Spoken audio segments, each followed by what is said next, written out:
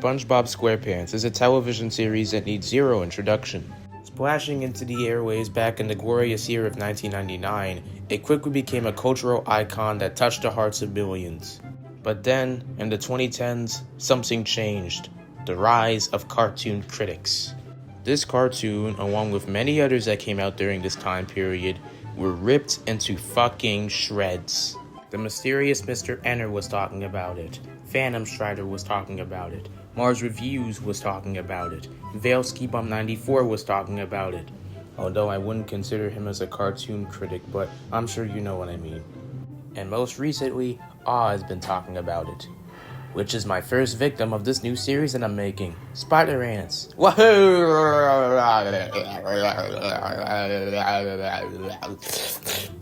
Anyway, where were we? Oh, right.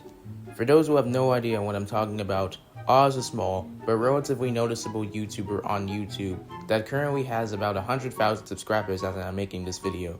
He is also a huge fan of the SpongeBob franchise, which is something that me and him have in common.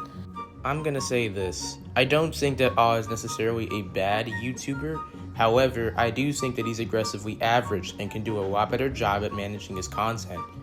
First, let's discuss my main issue with him, his criticism. His reviews are the most basic of basic, basically pointing out whatever's on the screen in front of him while barely giving out any actual commentary. As a matter of fact, a lot of his criticism can pretty much be summed up as, I don't really understand or get this 5-second gag, so therefore it sucks. Even some of his deep dives are basically just him reading off the semi-wiki verbatim. I kinda agreed with his video about SpongeBob not needing adult jokes, but that's about it. Furthering his criticism, let's talk about one of his recent videos, the SpongeBob tie paradox. SpongeBob is shown tying his shoes perfectly in rock bottom, yet suddenly has amnesia about it in Your Shoes Untied, an episode where he literally mentions it in the video without any sense of irony. Squidward ends up eating a shit ton of patties in that same episode, yet claims to have never eaten any in just one bite. Mr. Krabs claims that he doesn't believe in ghosts in the episode Pranks a Lot, yet decides to sell SpongeBob's soul for 62 cents in the episode Born Again Krabs.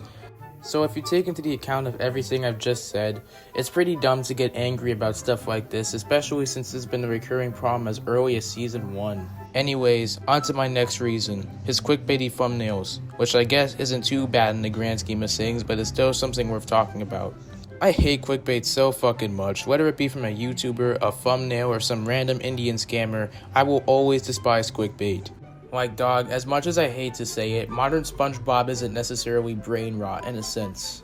Brain rot, by definition, is a slang term for perceived mental decline from consuming excessive, low-quality online content, leading to poor focus, fogginess, and the lack of critical thinking. Honestly, I think that some of his thumbnails are the reason why I just can't take this guy seriously. I'd argue that some of his thumbnails are more brain rotted than the show itself. This dude unironically puts the word woke in some of his titles, I shit you not.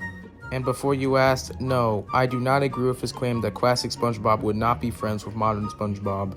Not because that this would end up being completely contradicted a few months later, but the fact that it would just not make any sense and would ultimately break SpongeBob's character. Whether it be his classic self or his modern self, SpongeBob just isn't the type of character to just outright hate somebody, not even people like Plankton. I mean, the guy has befriended inanimate objects at one point. What's stopping him from befriending somebody who looks and sounds just like him? It really wouldn't make any sense. I'm gonna say a couple things here. I'm not exactly too fond of the later seasons of the Bob. They just aren't my thing, and I can likely say the same for a lot of other people. But in all honesty, I'm kinda glad that the show is still trending. This show is a huge part in a lot of people's childhood, and it's nice to know that the newer generation can watch and experience these episodes like we did when we were younger. 2. Despite all my issues with this person, I still agree with some of his takes. His first take being that SpongeBob should not have adult jokes, and the second take being that SpongeBob should stop remaking episodes from classic seasons. They're not funny, nor creative, and it's all just pandering to nostalgia from a bygone era. I guess you can say that the show is losing its imagination. But regardless of that, I still agree with these takes. But in terms of everything else I've said, well, yeah. It's all just bland, incredibly tasteless, and ends up adding little to nothing of value without having anything to justify it. But that's just about all the time we have for today. I will say this, If you like and enjoy this YouTuber, then I 100% respect your opinion. This is not a place for toxicity and it never will be. Be that as it may, I still hope you're resting in peace, Steven Hillenberg. You truly gave the world something amazing.